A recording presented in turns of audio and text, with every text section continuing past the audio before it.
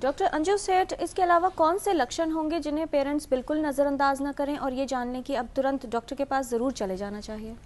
देखिए, वेट और हाइट तो है ही, उसके सिवाय अगर कभी भी पेरेंट्स को लगे कि बच्चे की जो एक्टिविटी लेवल है वो सही नहीं है, बच्चा सुस्त रहता है। लेजीनेस और सुस्त होने में थोड़ा फ़र्क है। आजकल बच्चे लेजी भी बहुत हैं जो टीवी के आगे बैठना या कंप्यूटर के आगे बैठना पसंद करते हैं। मैं उसको बीमारी का लक्षण नहीं मानूंगी, लेकिन बच्चा अगर हर वक्त थका थका रहे और बाहर जाना ना चाहे, ये एक बहुत इंपॉर्टेंट लक्षण है डॉक्टर के पास जाने का। दूसरा, अगर बच्चे को भूख सही से नहीं लग रही है, और ये भी एक बहुत ज़रूरी है। अक्सर बच्चे बीच में कुछ कुछ स्नैक्स खा लेते हैं, जैसे चिप्स खा लिए, बिस्किट्स खा लिए, फिर उन्हें खाने के वक्त भूख नहीं लगती है, तो उसको मैं भूख ना लगना नहीं मानूंगी। तो अगर बच्चे को हम एक नॉर्मल जो एक डाइट है, बच्चा अगर नॉर्मल से कम खा रहा है, कुछ भी खाना नहीं खाना चाह रहा है, तो ये दो और लक्षण हैं जो बच्चे को आपको ज़रूर डॉक्टर को दिखाना चाहिए। ऑफ कोर्स अगर बच्चे में कोई साफ बीमारी के लक्षण नज़र आ रहे हैं, उसकी सांस फूल रही है या उसको बार बार दस्त लग रहे हैं या किसी भी बीमारी के लक्षण है, तब तो डॉक्टर को दिखाना ही है।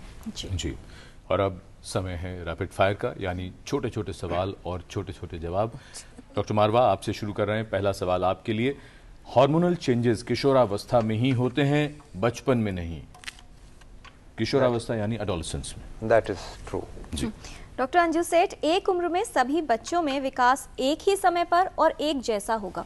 जी नहीं, हर चीज़ में वेरिएशंस होती हैं। डॉक्टर सीमापुरी, बच्चों को पोषण की आवश्यकता कम या नहीं होती क्योंकि वो तो छोटे होते हैं?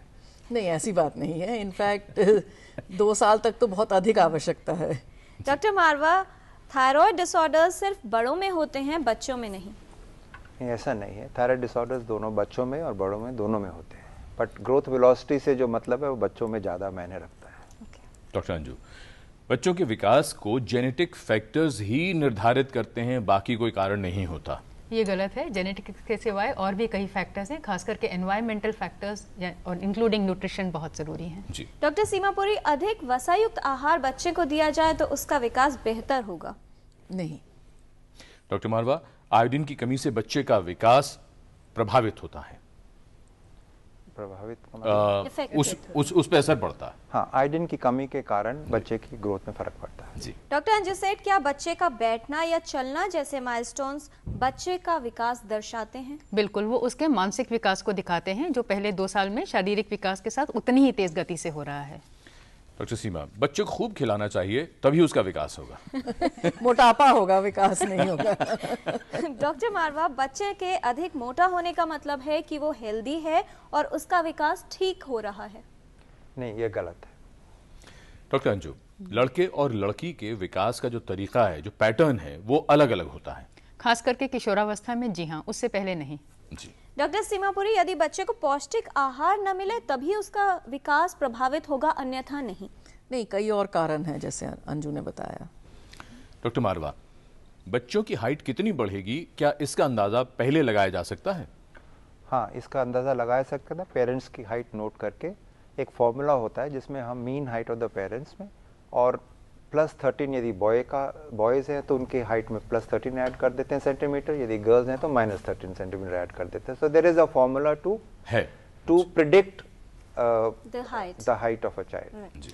डॉक्टर अंजू सेठ, बच्चे के विकास को जानने के लिए सिर्फ उसकी हाइट यानी ऊंचाई मापना ही जरूरी है? जी नहीं, हाइट, वेट, हेड सर्कम्फरेंस पहले 2 सालों में और मानसिक विकास के लिए उसके डेवलपमेंटल माइलस्टोन जानने जरूरी हैं, उसके बाद में हाइट एंड वेट। डॉक्टर सीमा, बच्चे को दूध पिलाने से ही बाकी सभी पोषक तत्वों से मिल जाते हैं?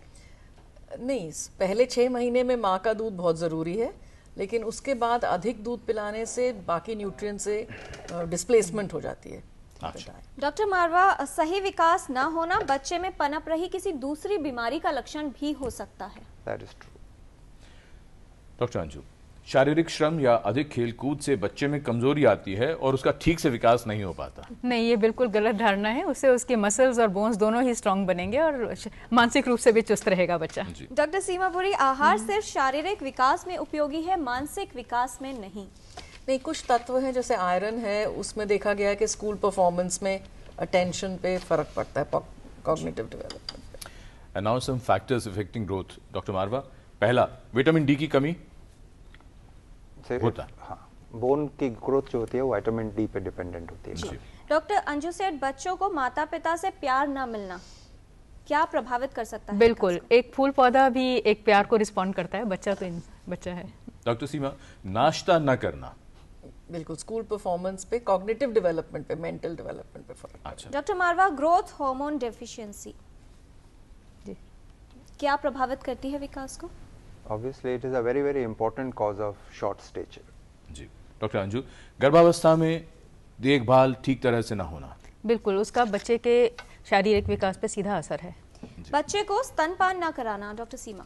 बिल्कुल, माँ और पिता की हाइट यानी लंबाई कम होना, इससे भी बच्चे के डेवलपमेंट पे जैसे असर हमने पड़ेगा। बताया, genetics is one of the important causes of short stature. यदि माँ बाप छोटे हैं तो बच्चे के चांसेस हैं कि वो भी छोटा होगा। बच्चे में एनीमिया होना, डॉक्टर अंजू सेठ। जी, उसका भी सीधा उसका physical as well as mental growth दोनों पर असर होगा। डॉक्टर सीमा, कैल्शियम की कमी होना, हाँ जी, उसके बोन डेवलपमेंट पे फर्क पड़ेगा। डॉक्टर मारवा, बच्चे की हड्डियां ठीक से बढ़ रही हैं या नहीं, ये जानने के लिए बार बार एक्सरे करवाना जरूरी है? नहीं, ऐसा कुछ नहीं। डॉक्टर अंजू, बच्चे का विकास ठीक से हो रहा है कि नहीं, ये सिर्फ एक एक्सपर्ट यानी विशेषज्ञ ही बता सकता है? नहीं, काफी कुछ पेरेंट्स भी बता सकते हैं उनका बच्चा और लोगों के और बच्चों के हिसाब से कैसे ग्रो कर रहा है। कुछ डाउट हो तो ऑफ कोर्स एक्सपर्ट्स हैं ही बताने डॉक्टर सीमा, हेल्थ ड्रिंक से ही बच्चे को पूरा पोषण मिल सकता है? बिल्कुल नहीं। डॉक्टर मारवा, एंडोक्राइन डिसऑर्डर अगर जल्दी पहचान लिए जाएं और ट्रीट कर लिए जाएं तो इसके कारण होने वाली डेवलपमेंटल जो प्रॉब्लम्स हैं उन्हें जल्दी ठीक किया जा सकता है। हाँ, फॉर इंस्टेंस यदि कंजेंटल हाइपोथायराइडिज्म है, यदि आपका ट्रीटमेंट 1 महीने के अंदर अंदर बच्चे का ट्रीटमेंट शुरू हो जाए रिप्लेसमेंट से, तो बच्चा बिल्कुल नॉर्मल हो जाता है। सिमिलरली ग्रोथ हार्मोन डेफिशिएंसी में यदि जल्दी पिकअप कर लिया बच्चे को जी। और उसके बाद ग्रोथ हार्मोन का ट्रीटमेंट शुरू कर दिया तो बच्चे की ग्रोथ नॉर्मल हो जाती है। डॉक्टर अंजू सेठ, लड़कों में अधिकतम हाइट किस उम्र तक बढ़ती है? लड़कों में जो विकास है 12-13 साल की उम्र में चालू होता है, 14-15 की उम्र में मैक्सिमम हाइट वेलोसिटी होती है, 17-18 साल तक लगभग खत्म हो जाती है। डॉक्टर सीमा, बहुत बच्चे इंतजार कर रहे होंगे इस सवाल का कि अगर बच्चा दूध या दूध से बने जो प्रोडक्ट्स हैं, उत्पाद है, वो न ले तो क्या ऑप्शंस हैं, विकल्प क्या है फिर?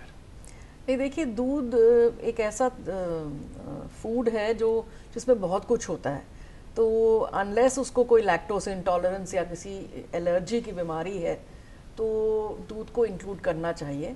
लेकिन अगर बच्चे को बहुत स्ट्रॉन्ग एवर्जन है तो दालें हैं, अंडा है, जो प्रोटीन सोर्सेज है, क्योंकि दूध मेनली प्रोटीन का सोर्स है, लेकिन कैल्शियम जो है वो इन बाकी अन्य पदार्थों से नहीं मिलेगा। डॉक्टर मारवा, बच्चे का माथा अधिक चौड़ा होना, नाक चपटी होना, ये ग्रोथ प्रॉब्लम के कारण हो सकता है? देखिए, जो ग्रोथ हार्मोन डेफिशिएंसी होती है उसके अंदर बच्चा छोटा तो होता ही है पर उसकी फेस की डेवलपमेंट पूरी नहीं होती, तो फेस छोटा रह जाता है, सिर बड़ा हो जाता है और बीच के अंदर डिप्रेशन रहता है। तो you see a child as a chubby child with depressed nose and round face and short chin, because face की ग्रोथ नहीं होती। डॉक्टर अंजू, माँ बाप घर पर बच्चे की ग्रोथ, उसका विकास कैसा हो रहा है, इसकी जांच वो कैसे करें? एक रेगुलर ग्रोथ मॉनिटरिंग करा करके और एक ग्रोथ चार्ट मेंटेन करके। जी। डॉक्टर सीमापुरी, बच्चे को फ्रूट्स वेजिटेबल्स से देने से बेहतर है कि न्यूट्रिएंट्स यानी पोषक तत्व सप्लीमेंट से दिए जाएं? नहीं, जो नेचुरल फूड से न्यूट्रिएंट्स प्राप्त होंगे उसका फायदा ज्यादा होता है। अब हम कुछ उन लक्षणों की बात करते हैं, उन सिम्टम्स की बात करते हैं जिससे ये पता चलता है कि बच्चे का विकास ठीक से नहीं हो रहा है। जल्दी जल्दी से कुछ समझ लेते हैं। पहला डॉक्टर मारवा आपसे, बच्चा सुस्त रहता है। नहीं, उसको दिखाना चाहिए क्योंकि हाइपोथायराइड्स में बच्चे सुस्त रहते हैं, कॉन्स्टिपेशन रहता है, दूध नहीं पीते हैं, तो ये सब लक्षण, सुस्त का लक्षण जो है commonly is thyroid hormone is deficient. Doctor Anju Seth, बच्चे का दुबला या पतला होना? सिर्फ दुबला होना ही एक बीमारी का लक्षण नहीं है, लेकिन अगर बच्चा में दुबलेपन के साथ में और भी लक्षण हैं, जैसे बच्चा सुस्त है या अनीमिक है या उसको भूख सही से नहीं लग रही है, तो उस बच्चे को दिखाना जरूरी है। जी, अगला सवाल डॉक्टर सीमा यही आपके लिए, बच्चा खाना न खाए या खाने में कोई रुचि ना दिखाए? वो भी एक प्रॉब्लम हो सकती है, कोई अंदरूनी बीमारी है जो ना पता चले, जी, उसकी वजह से हो सकता है। डॉक्टर मारवा, अगर बच्चे का चेहरा उसके शरीर से ज्यादा बड़ा दिखता है, क्या ये लक्षण हो सकता है? चेहरा जो शरीर से बड़ा होता है वो तो खासकर हम एक्रोमेगैली में देखते हैं, जबकि ग्रोथ हार्मोन ज्यादा हो जाता है उससे, तो उसका लंबाई और चौड़ाई ज्यादा हो जाती है। ओके। जी। डॉक्टर अंजू, पढ़ाई में अगर बच्चा कमजोर है तो क्या ये भी कुछ लक्षण है?